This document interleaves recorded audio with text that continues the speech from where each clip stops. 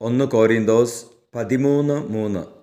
ഞാൻ എൻ്റെ സർവ്വസമ്പത്തും ദാനം ചെയ്താലും എൻ്റെ ശരീരം ദഹിപ്പിക്കാൻ വിട്ടുകൊടുത്താലും സ്നേഹമില്ലെങ്കിൽ എനിക്കൊരു പ്രയോജനവുമില്ല.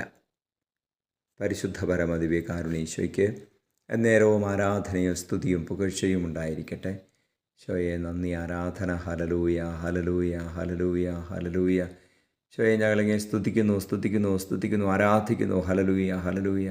ഈശോയെ സ്നേഹമേ, ഞങ്ങളിങ്ങനെ പുകഴ്ത്തുന്നു.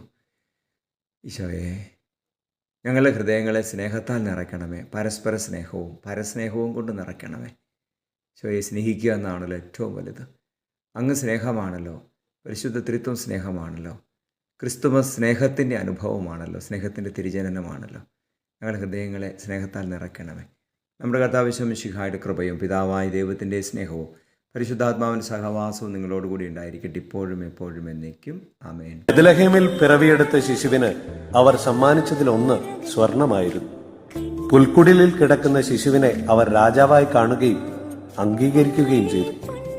നമ്മുടെ കണ്ണുകൾക്കപ്പുറത്തെ സത്യത്തെ കാണാനുള്ള ക്ഷണം സ്വീകരിക്കാൻ ഈ ആഗമനകാലം എനിക്ക് ഉപകരിക്കട്ടെ. ആമേൻ.